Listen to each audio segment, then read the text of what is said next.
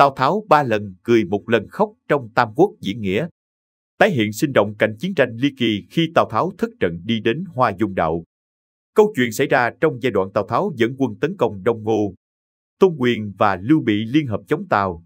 Gia Cát Lượng và Chu Du cùng bàn bạc dùng lửa tấn công doanh trại của quân Tào. Cuối cùng truy sát 800 sát khí đại quân của Tào Tháo ở trận Xích Bích. Tào Tháo phải chật vật chạy trốn, rút lui bằng hướng Hoa Dung Đạo. Đường thoát của Tào Tháo đã bị Gia Cát Lượng dự đoán. Nên chặn, Gia Cát Lượng đã sớm chuẩn bị cho 3 đội quân mai phục trên đường Tào Tháo chạy trốn. Vì thế mới diễn ra câu chuyện Tào Tháo cười khổ. 1. Lần cười thứ nhất, Tào Tháo cười Triệu Vân. Quân Tào bị thiêu đốt, Tào Tháo cùng binh tướng chật vật bỏ chạy. Khi binh bại tướng chạy trốn đến Ô Lâm Lộ, thấy cây hỏa tàn hỏa thiêu, núi non nguy hiểm trở lại, Tào Tháo ngang nhiên ngửa mặt lên trời cười không ngừng. Các tướng hỏi tại sao thừa tướng lại cười. Tào Tháo cười nói, ta cười Chu Du vô phú, Gia Cát Lượng thiếu trí tuệ. Nếu ta đang sử dụng binh lính, ban đầu sẽ phục vụ một đội quân tại vị trí này. Đoán xem ta có thể làm được gì. Lời còn chưa dứt, Triệu Vân dẫn quân xông ra chém giết. Binh tướng đánh mạng quyết một phen sống chết, mở đường máu để bảo vệ Tào Tháo, nhờ vậy mới may mắn thoát nạn. Hay. Lần cười thứ hai, Tào Tháo cười Trương Phi. Tào Tháo dẫn mạng vòng vây, thoát khỏi sự truy sát của Triệu Vân. Một đường chạy trốn đến đại lộ Nam Di Lăng. Lúc này đã chiến thắng lực lượng cùng kiệt, người thì đói, ngựa thì mệt. Thế là Tào Tháo ra lệnh cho quân tạm thời nghỉ ngơi tại chỗ. Không hiểu sao Tào Tháo lại ngang nhiên nằm ngửa cười đến.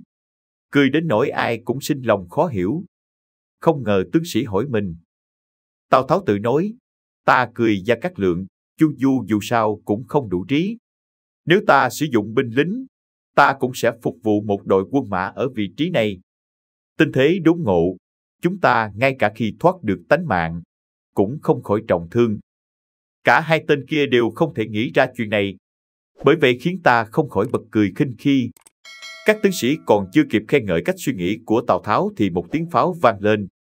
Trương Phi dẫn theo một đội quân mã xông ra với khí thế anh hùng. Tào Tháo vừa thấy đã nhanh chóng nhảy lên bạt mạng chạy trốn. Chúng tướng ở lại màn tử chiến. 3. Lần cười thứ ba, Tào Tháo cười Quan Vũ. Sau khi thoát khỏi sự truy sát của Trương Phi, Tào Tháo chạy đến Hoa Dung Đạo. Binh tướng cận kề còn mấy chục người, ai cũng thân tàn ma dại, khốn đốn chật vật. Nhưng Tào Tháo một lần nữa cưỡi ngựa quất rồi, lại cười đến không ngừng. Chúng binh sĩ lại hỏi nguyên nhân, Tào Tháo nói, ai cũng đều nói Chu Du, Gia Cát Lượng đa mưu túc trí. Theo ta thấy, cuối cuộc vẫn là hạng người bất tài. Nếu mai phục một đội quân tài đây, há chẳng phải chúng ta chỉ bó tay chịu trói sao? Vừa dứt lời, một tiếng pháo vang lên, hai bên 500 đao thủ nhảy ra. Đi đầu là đại tướng Quan Vũ cầm thanh long yển nguyệt đao, cưỡi ngựa xích thố, chặn lại đường đi. Sau đó, Tào Tháo cầu xin Quan Vũ tha mạng. Quân Vũ nhớ đến tình cũ của Tào Tháo năm đó nên đã chọn Tào Tháo một đường sống. Tào Tháo cuối cùng mới có thể thoát khỏi bẫy mai phục vụ truy đuổi do Gia Cát Lượng bố trí. 4. Tào Tháo khổ nhục. Thoát khỏi hung hiểm, Tào Tháo được em họ Tào Nhân đưa vào Nam Quan uống rượu tẩy trần xem như chúc mừng qua cơn hoạn nạn. Thế nhưng lúc này, Tào Tháo lật ngửa mặt lên trời khó chịu. Họ có tài không thể hiểu nổi nhưng cũng không nói gì. Tào Tháo buồn bã nói, ta khóc cho Quách Phụng Hiếu. Nếu Phụng Hiếu ở đây, tuyệt đối sẽ không để quân ta thất bại lớn như vậy. Nói rồi lại khóc tiếp, triển vọng bên cạnh Tào Tháo đều xấu hổ đến mức không nổi tiếng. Được biết, Quách Phụng Hiếu, hay còn gọi là Quách Gia, là nhà chiến lược và là sĩ quan trọng yếu của Tào Tháo. Ở đây, đằng sau những con mắt nước của Tào Tháo chính là sự nhục nhã và không cam tâm khi bị vây trong cảnh truy quét cùng Gia Cát Lượng người mình khinh khi khinh ra.